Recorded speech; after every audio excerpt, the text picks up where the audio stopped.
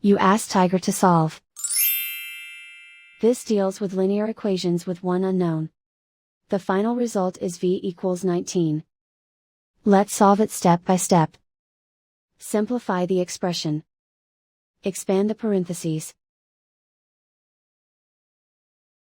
Simplify the arithmetic. Group all constants on the right side of the equation. Add 39 to both sides. Simplify the arithmetic.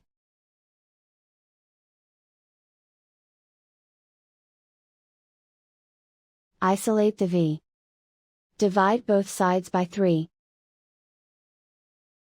Simplify the fraction.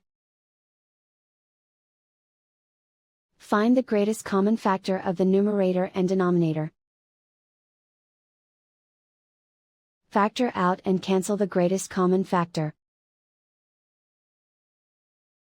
And so the final result is v equals 19.